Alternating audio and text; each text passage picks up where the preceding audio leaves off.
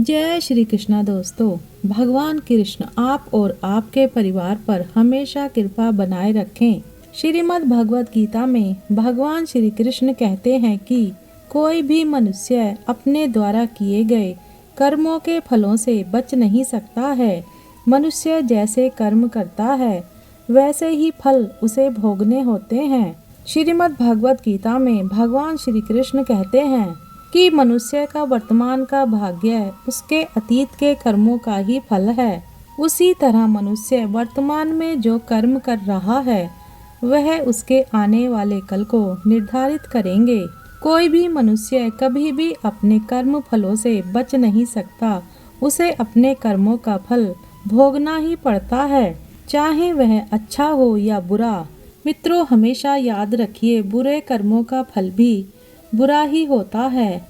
गरुड़ पुराण में भी इसका उल्लेख मिलता है कि किसी भी मनुष्य द्वारा किए गए बुरे कर्मों का परिणाम उसके जन्म से लेकर मृत्यु और उसके बाद तक दुखों का कारण बनता है। बुरे कर्म करने वाला आदमी अपनी हर अवस्था में दुख ही भोगता है।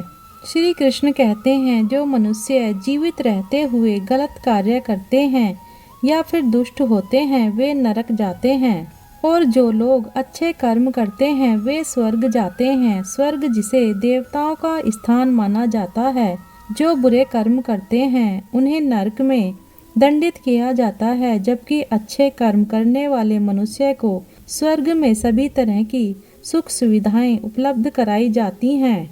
मित्रों, मनुष्य का जीवन उसकी बीती हुई क्रियाओं के अनुसार होता है। हमारा पूर्व जन्म कब कहाँ कैसे था शायद ही किसी को पता हो, क्योंकि जब इंसान जन्म लेता है तो वह एक शिशु के रूप में होता है, और जब वह बड़ा होता है तो संसार के माया जाल में फंस जाता है। इंसान के कर्मों का फल उसके कर्मों के आधार के अनुसार होता है। तो पुनर्जन्म क्या है और क्या हमारे कर्म जन्म से लेकर मौत तक हमारा पीछा करते हैं। कर्म अपना फल दिए बिना नहीं छोड़ता।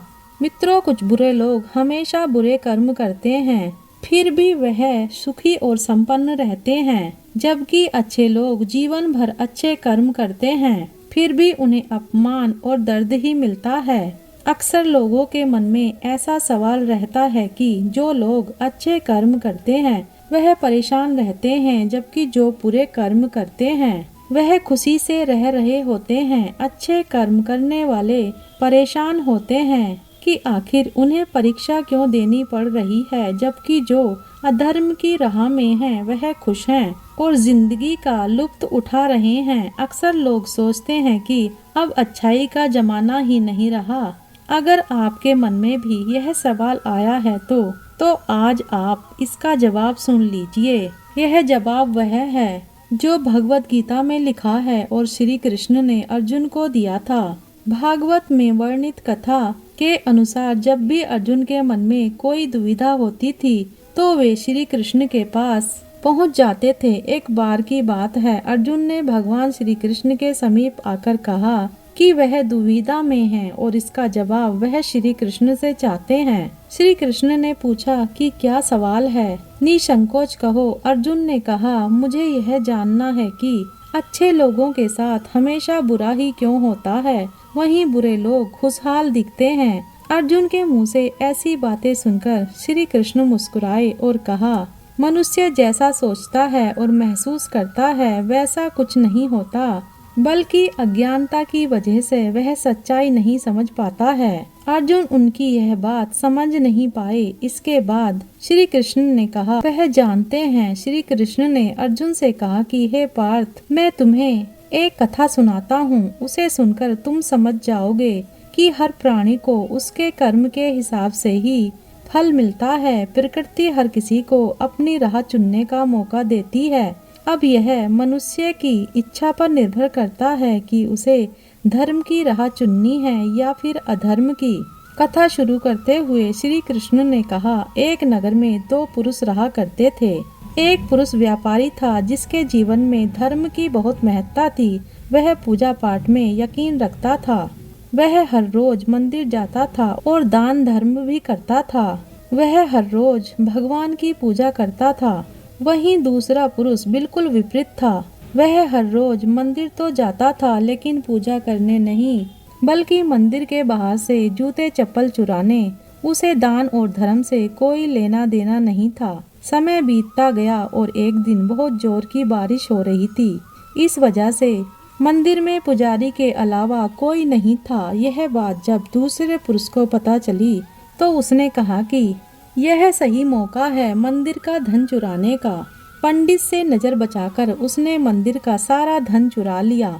इस समय धर्म कर्म में विश्वास रखने वाला व्यक्ति भी मंदिर पहुंचा। दुर्भाग्य से मंदिर के पुजारी ने उसे ही चोर समझ लिया और चिल्लाने लगा।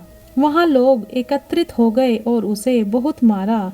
किसी तरह वह बचते बचाते वहां से निकला तो दुर्भाग्य ने उसका साथ वहां भी नहीं छोड़ा। मंदिर के बाहर वह एक गाड़ी से टकरा गया और घायल हो गया। फिर वह व्यापारी लंगड़ा हुए घर जाने लगा तो रास्ते में उसकी मुलाकात उस पुरुष से हुई जिसने मंदिर से धन चुराया था। उसने कहा, आज तो मेरी किस्मत चमक गई, एक साथ इतना सारा धन मिल गया। यह सब देखकर उसे बहुत बुरा लगा और उसने अपने घर से भगवान की सारी तस्वीरें निकाल दी। कुछ सालों बाद दोनों पुरुषों की मृत्यु हो गई।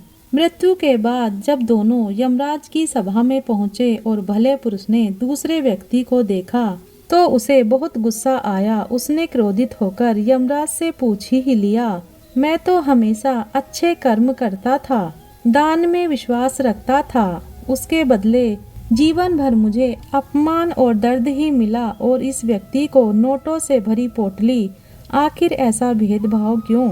इस पर यमराज ने कहा, पुत्र तुम गलत समझ रहे हो। जिस दिन तुम्हारी गाड़ी से टक्कर हुई थी वह दिन तुम्हारे जीवन का आखिरी दिन था, परंतु तुम्हारे अच्छे कर्मों की वजह से तुम्हारी मौत सिर्फ एक छोटी सी चोट में बदल गई। तुम इस दुष्ट व्यक्ति के बारे में जानना चाहते हो।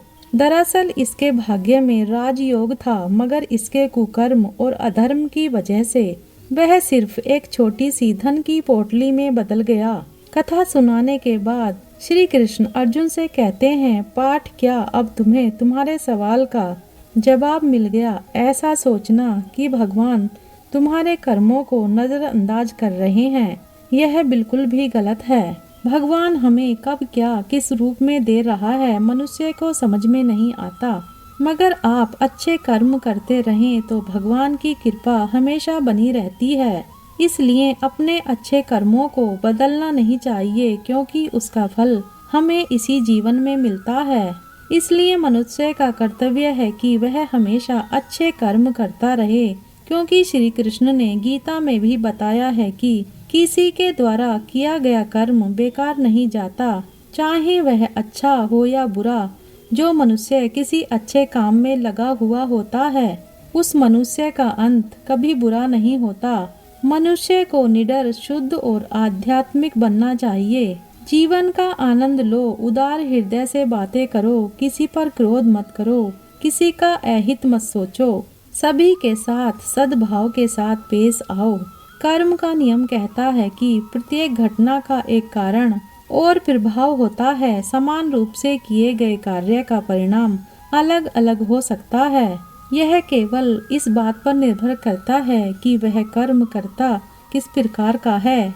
जिस प्रकार अग्नि लकड़ी को जलाकर राख कर देती है, उसी प्रकार आत्मज्ञान आपके अंदर चलने वाले सभी द्वैत कार्यों को भस्म कर आपको आंतरिक शांति प्रदान करता है। श्री कृष्ण कहते हैं, व्यक्ति को सदैव बुराई से बचकर रहना चाहिए। अगर कोई बुरा कर्म करता है तो वह कर्म आपको अपने जीवन में ही भोगना पड़ता है। जिस प्रकार गाय का बच्चा झुंड में भी अपनी माँ को ढूंढ लेता है, ठीक उसी प्रकार कर्म का फल आपको हजारों की संख्या में भी ढूंढ लेगा।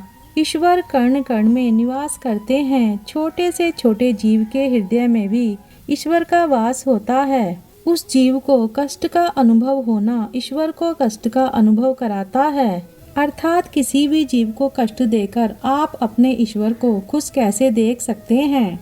अपनी जिंदगी को जंगल के उस पौधे की तरह बनाओ जो हर परिस्थिति में मस्ती में झूमता रहे। आप तब तक कभी नहीं समझ पाएंगे कि आपने किसी को क्या नुकसान पहुंचाया जब तक कि आपके साथ भी वही व्यवहार किया नहीं जाता। इसी को कर्म कहते हैं।